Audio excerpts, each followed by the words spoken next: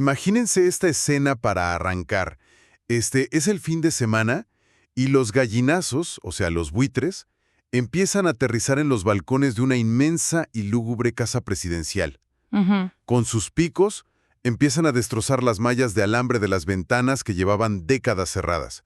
Y al entrar, las alas de estas aves remueven un aire denso, un aire que llevaba, pues, siglos estancado. Claro, un olor a encierro total. Exacto. Y de pronto, la ciudad entera despierta de un letargo milenario porque esa brisa con olor a podredumbre anuncia lo impensable, lo que nadie creía posible, que el dictador, el patriarca que parecía eterno, pues finalmente ha muerto. ¡Qué barbaridad de imagen! Con esa imagen brutal empezamos hoy. Bienvenidos de vuelta a DFC Books. Qué emoción estar aquí para sumergirnos en otra inmersión profunda. Y antes de meternos de lleno en este universo, por favor vayan a la sección de comentarios y dejen todas las peticiones de libros que quieran que analicemos en el futuro. Leemos absolutamente todo. Así es, dejen ahí sus comentarios. Y bueno, hoy tenemos entre manos una exploración que es sinceramente abrumadora. Vamos a diseccionar El otoño del patriarca de Gabriel García Márquez, publicada en 1975. Un texto del que el propio autor declaró que, vaya, fue la novela en la que más sudor y esfuerzo mental invirtió en toda su vida. Y fíjate que esa inversión de energía se nota, o sea, se palpa en la densidad de cada línea. Para entender cómo funciona esta obra y por qué atrapa de esa manera a quienes la leen, primero tenemos que establecer las reglas de este universo. Que no son nada convencionales, por cierto. Para nada. No es una lectura tradicional. García Márquez construyó lo que podríamos llamar, pues, una maquinaria narrativa asfixiante. No vamos a encontrar capítulos normales aquí. Son 6 inmensos bloques, que para fines de este análisis trataremos como capítulos, pero, o sea, no hay diálogos marcados claramente, a veces ni siquiera hay puntos y aparte durante páginas enteras. Es como leer un monólogo sin respirar. Exactamente. Y esto no es un capricho estético, es un mecanismo. Al eliminar las pausas respiratorias del texto, el autor nos encierra en la mente laberíntica y paranoica del dictador. Ajá. Además, el tiempo no avanza en línea recta. Es, digamos, una espiral, un ciclo que gira una y otra vez sobre esa misma anécdota central del hallazgo del cadáver. A ver, detengámonos ahí un segundo porque esa idea de la espiral me parece clave. Esa primera imagen de los gallinazos entrando al palacio nos lleva al descubrimiento del cuerpo. Quienes finalmente se atreven a entrar buscando el cadáver se topan con un escenario que roza lo absurdo, casi como un realismo mágico muy oscuro. Sí, una decadencia total. O sea, ven vacas deambulando por los salones oficiales, masticando lentamente las cortinas de terciopelo. Las vacas multiplicadas en los espejos, además. Exacto, las nalgas de las vacas en los inmensos espejos de cuerpo entero. E incluso encuentran abandonada una máquina de viento, una máquina que el dictador usaba para simular las ráfagas del mar. Porque el mar ya ni siquiera existía frente al edificio. ¡Qué locura! Si lo pensamos bien, es como si visitáramos un inmenso zoológico abandonado, donde el cuidador, en una paca de pánico, cerró las pesadas puertas por dentro y terminó convirtiéndose en un prisionero de sus propios animales, de su propia mugre y de sus delirios. Híjole. Esa analogía del zoológico cerrado por dentro ilustra perfectamente la tesis central de la novela. Porque, a ver, solemos pensar que el poder absoluto expande el mundo de quien lo posee, que le da acceso a todo, ¿no? Pues sí, es la idea que todos tenemos. Pero aquí vemos la mecánica inversa. El poder absoluto encoge el mundo del tirano hasta asfixiarlo. Lo aísla por completo. Sí, lo aísla brutalmente. Y antes de indagar en los crímenes de los siguientes bloques, hay que visualizar a este patriarca. Hablamos de un déspota solitario, de una edad incalculable. Su apariencia desmiente toda la parafernalia militar moderna. ¿Cómo vestía? Lleva un uniforme de lienzo crudo sin insignias, polainas y una espuela de oro en el talón izquierdo. Físicamente es un mapa de la ruina. Tiene un testículo herniado del tamaño de un riñón de buey que le causa un dolor sordo. ¡Auch! Sí, sufre de sordera y vive atormentado por un zumbido constante en los oídos. Y su forma de gobernar, fíjate, no dependía de instituciones, sino del instinto puro. En sus inicios era analfabeto, firmaba las leyes con su huella digital. No inventes. Gobernaba de viva voz, con un nivel de omnipotencia tan irracional que era capaz de ordenar que el reloj de la torre diera las 2 de la tarde en lugar de las 12, simplemente para alargar la vida y retrasar el atardecer. Es que es fascinante y a la vez terrorífico. El tipo legislaba sobre el tiempo mismo. Y la orden se cumplía, la realidad se doblaba a su voluntad. Tan aislado. Si físicamente era una ruina que vivía encerrado con vacas y máquinas de viento, y si el pueblo llevaba décadas sin ver su rostro real, ¿cómo demonios lograba mantener aterrorizado a todo un país? Pues esa es la gran paradoja que sostiene al régimen. ¿Cómo proyectas omnipresencia cuando estás literal pudriéndote en un palacio que se cae a pedazos? La respuesta radica en la creación de una ilusión perfecta. Y aquí entramos al segundo bloque de la historia, a través de un personaje fascinante, Patricio Aragonés. El doble. Exactamente. Como el dictador no puede estar en todas partes y su cuerpo real es vulnerable, necesita un avatar. Patricio Aragonés es el doble exacto del patriarca, y sus orígenes son casi cómicos si no fueran tan trágicos. Era un soplador de vidrio, ¿no? Sí, un soplador de vidrio de Flandes. Antes de ser capturado, este hombre se ganaba la vida recorriendo pueblos indígenas olvidados en una falsa carroza presidencial. Se hacía pasar por el dictador para vender remedios milagrosos a cambio de unas monedas. Órale. Cuando los militares lo descubren, la reacción lógica sería fusilarlo por traición.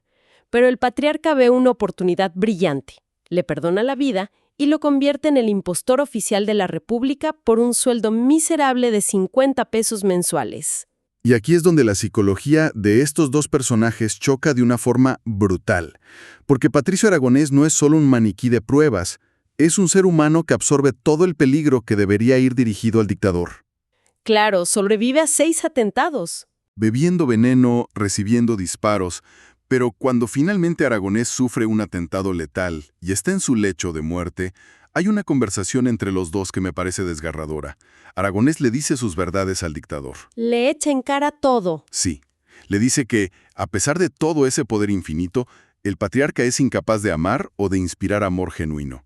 ¿No es profundamente irónico que el hombre que decide quién respira en ese país dependa por completo de la lealtad de un humilde soplador de vidrio? Un soplador que solo quería ser amado. Exacto, que se pasaba las noches llorando porque solo quería que alguien lo quisiera de verdad. Totalmente. Aragonés representa la humanidad, la vulnerabilidad que el dictador tuvo que extirpar de sí mismo para poder gobernar. El tirano no puede permitirse la empatía, porque el amor es un riesgo, es un punto ciego en la paranoia del poder. Y fíjate cómo el patriarca procesa esa muerte. O sea, no hay luto. En cuanto Aragonés muere, el dictador ve una herramienta táctica. Decide montar el funeral falso. Sí, un falso funeral de Estado masivo, haciendo creer a todo el país que el que está en el ataúd es el mismísimo patriarca. Todo esto con un solo propósito macabro. Esconderse detrás de unas cortinas para observar. Exacto. Observar con precisión quiénes de sus aliados más cercanos, de sus ministros, se atreven a celebrar su supuesta muerte. Usa el cadáver de su único espejo humano para pulgar su propio sistema. Pura supervivencia paranoica, o sea, convertir hasta tu propio funeral en una trampa para ratones. Es el nivel máximo de cinismo. Y, hablando de supervivencia y lealtad, hagamos una pausa rápida para pedirles a quienes nos escuchan que si están disfrutando de este análisis profundo, asegúrense de suscribirse al canal y al programa en este preciso momento. Sí, suscribirse nos ayuda muchísimo a seguir construyendo esta comunidad. Así es. Y bueno, retomando esa paranoia del dictador, llegamos al tercer gran evento de esta estructura. Una vez que el falso funeral termina y el patriarca, digamos, resucita frente a sus enemigos internos, la dinámica cambia drásticamente, ¿no? Drásticamente. Descubre que la traición no venía de los revolucionarios en las montañas, sino de los despachos de al lado. Sus propios militares. Exacto. Y esto nos adentra en la fase de la purga militar. Y aquí emerge una figura que personifica la tragedia del círculo íntimo, el general Rodrigo de Aguilar. Que, ojo, no era cualquier subalterno. Estamos hablando de su compadre, de su hermano de armas de toda la vida. Así es. Rodrigo de Aguilar era la mano derecha literal y figurada del régimen. un artillero de academia, ministro de Defensa y director de Seguridad del Estado. Su nivel de lealtad estaba grabado en su propio cuerpo. ¿Perdió un brazo, si mal no recuerdo? Perdió su brazo derecho desactivando un explosivo de dinamita con sus propias manos para salvarle la vida al dictador. ¡Wow!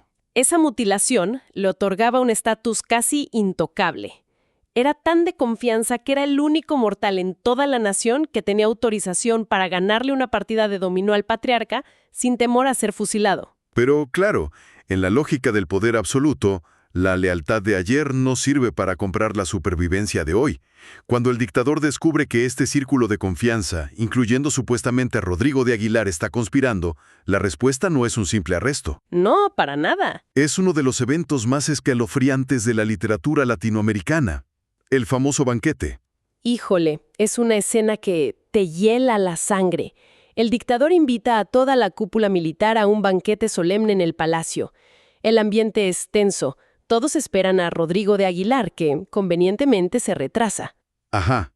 Llega la medianoche, suenan las campanadas y de pronto las pesadas puertas del comedor se abren de par en par. Pero no entra el general caminando. El cadáver de Rodrigo de Aguilar es llevado al centro de la sala en una inmensa bandeja de plata. Cocinado. Exquisitamente cocinado, horneado con piñas y especias y servido como el plato principal. Y el dictador, inmutable, mira a sus generales aterrorizados y los invita a comer, a servirse a una porción de su compañero. Es una locura si lo analizas detenidamente. Es una versión retorcida, perturbadora y caníbal de la última cena. Pero lo que me vuela la cabeza no es solo el nivel gráfico de la escena, sino el mensaje subyacente. El pacto de silencio. Exacto. No es solo matar al traidor, es forzar a los demás a consumir literalmente su propia culpa. Los hace cómplices de una atrocidad innombrable de la que nunca podrán hablar. Y aquí, quiero hacer una pausa y una aclaración súper importante para nuestra audiencia. Claro, adelante. Independientemente de cualquier lectura política del mundo real que se le quiera dar a estos textos, y sin tomar partido por ninguna ideología, ya sea de izquierda o de derecha, lo que estamos haciendo aquí es simplemente reportar imparcialmente el contenido de la obra. Así es. Lo que el autor está diseccionando en esta escena es la anatomía pura de la tiranía. Nos muestra cómo el poder absoluto devora a la misma maquinaria que lo sostiene para poder sobrevivir un día más. Esa disección es perfecta, porque al devorar su propia maquinaria, el patriarca logra la seguridad total, sí, pero a costa de un aislamiento irreversible. Ya no hay compadres. Se queda solo. Completamente solo en un palacio inmenso.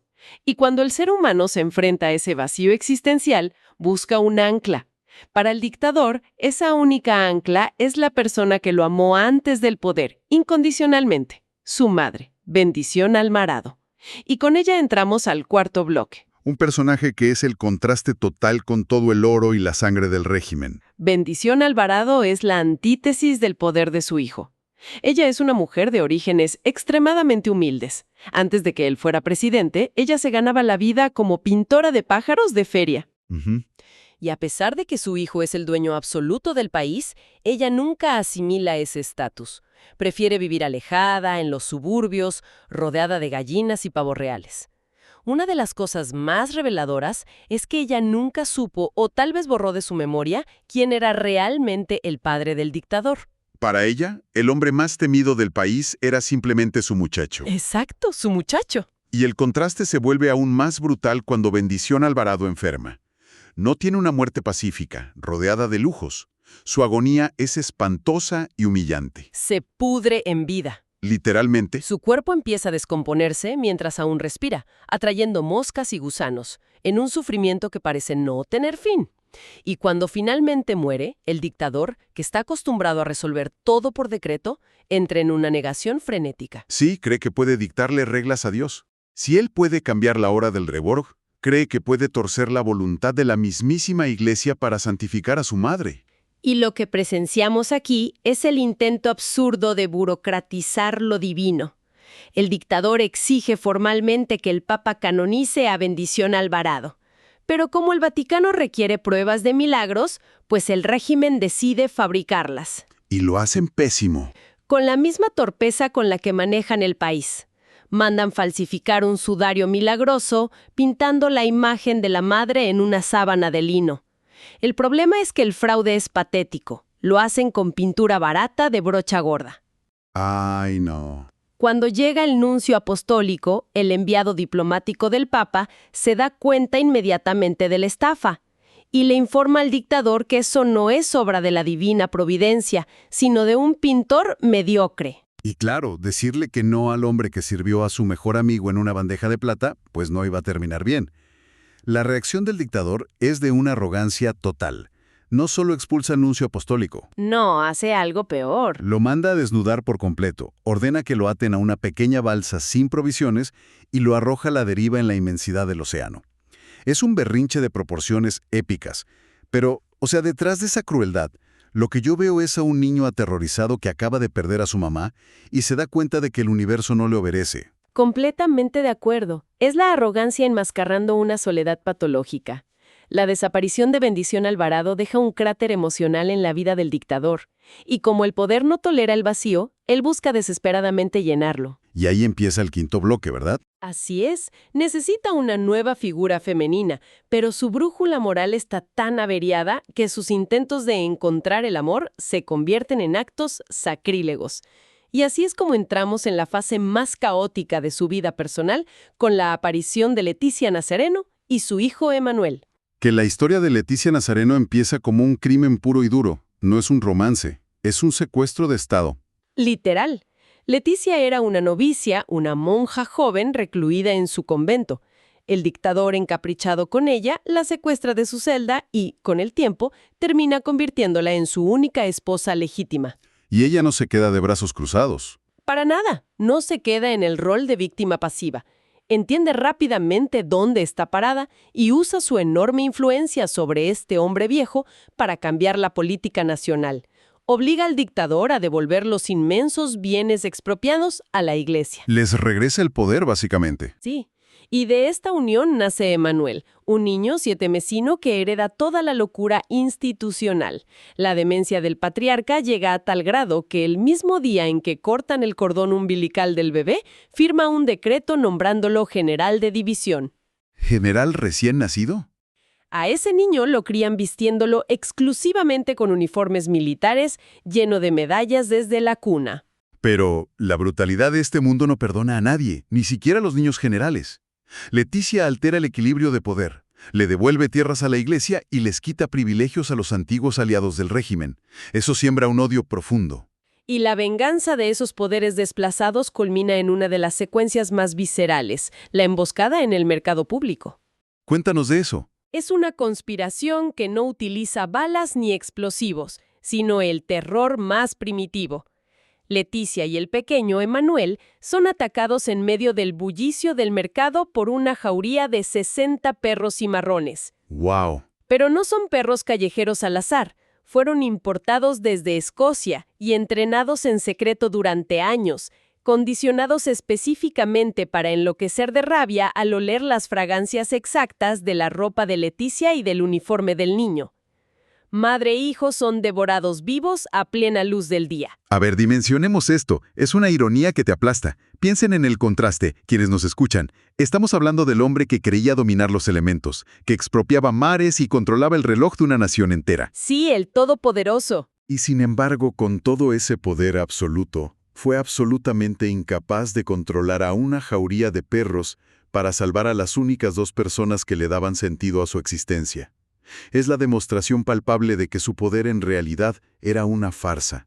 Es la constatación definitiva de su impotencia. Ese dolor insoportable no lo humaniza, lo destruye. Rompe el último hilo que lo unía a la realidad y lo empuja a su encierro final al último bloque de la novela. El patriarca se retira a las profundidades del palacio en ruinas. Y delega la venganza. Sí, delega todo el aparato de venganza y terror en una nueva figura.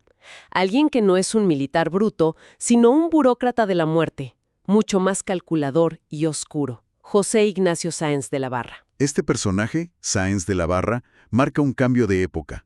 Ya no estamos viendo al caudillo rústico que fusila en el paredón. Es un terror mucho más clínico, ¿no? Exactamente. Físicamente, Sáenz de la Barra es descrito como un hombre pálido, casi transparente, de modales aristocráticos. Es el verdugo institucionalizado. Asume la tarea de encontrar y torturar a todos los conspiradores detrás de la muerte de Leticia. Y lo hace modernizando la barbarie. Introduce la silla eléctrica en el país. Siembra un terror silencioso, eficiente, donde la gente desaparece sin hacer ruido, mientras el viejo dictador simplemente observa este baño de sangre. Pero el control siempre es una ilusión temporal, y el final de esta historia nos regala una resolución doble. Primero vemos la caída de este elegante arquitecto del terror. Es como si hubieras construido una máquina perfecta para aniquilar, y de repente te das cuenta de que la máquina te va a destruir a ti. Tal cual. Porque el dictador podrá estar senil, pero ese instinto animal de supervivencia sigue intacto. Un día, Sáenz de la Barra entra a la oficina presidencial, pálido, aterrorizado. Le advierte sobre una inminente insurrección militar que ya no puede contener. ¿Y qué hace el patriarca? Al ver el pavor genuino en los ojos de este hombre, entiende la jugada. Se da cuenta de que Sáenz de la Barra ha perdido su utilidad. Así que con toda frialdad, simplemente le suelta la mano. Le retira la protección oficial y deja que la turba y los militares lo despedacen. Desconecta la máquina. Exacto. Lo cual nos arrastra inevitablemente al punto donde todo comenzó. La verdadera muerte del patriarca. La que desata la llegada de los gallinazos. Y es una muerte desprovista de épica. No cae combatiendo en una revolución, ni sobrevive a un atentado. Muere de causas naturales, consumido por la vejez, completamente solo. ¿Como cualquier otro mortal? Pero la tragedia está en su revelación final. En esos últimos instantes de lucidez, experimenta una epifanía devastadora. Se da cuenta de que toda su larguísima vida fue una inmensa e inútil ficción. ¡Qué fuerte! Comprende que nunca tuvo el poder de cambiar nada sustancial. Solo tuvo la ilusión de poseerlo. Pasó 100 años sobreviviendo a sus miedos, pero nunca supo lo que era vivir. Y mientras exhala su último suspiro, empieza a escuchar los cohetes estallando, las campanas y la música tropical. La gente festejando. Las multitudes ya están desbordando las calles, celebrando su muerte con un júbilo absoluto. Es como si el planeta entero que él estaba convencido de sostener en la palma de su mano, simplemente se sacudiera los hombros y siguiera girando felizmente sin él. Una lección brutal de humildad frente a la historia. Totalmente. Y para ir cerrando este análisis monumental, quiero dejar sobre la mesa una pregunta para quienes nos escuchan. Algo para reflexionar después de que apaguen el reproductor. Cuando un tirano que fue, literal y psicológicamente, el centro de gravedad de una nación entera durante generaciones, de repente se vuelve polvo, ¿qué le pasa a la mente colectiva de ese país? Si la realidad en la que naciste, en la que vivieron tus padres y tus abuelos, fue en el fondo un mito fabricado, el día después de la muerte del dictador, cuando los gallinazos abren las ventanas, ¿cómo se empieza a construir la verdad desde cero? Pues es el gran abismo que García Márquez nos deja contemplar. La caída del mito genera una euforia inicial, claro, pero la resaca de enfrentarse a la libertad es profundamente aterradora. Es una sociedad entera que tiene que aprender a caminar sola en un mundo donde ya no existe ese oscuro sol alrededor del cual orbitaron por siglos. El fin de una pesadilla interminable, pero el violento inicio de una incertidumbre total. ¡Qué exploración tan densa y necesaria! Muchísimas gracias a todos por acompañarnos en este viaje por los laberintos del poder absoluto. Gracias por sintonizar DFC Books. Mantengan esa curiosidad siempre despierta, güey. Nos escuchamos en la próxima inmersión profunda.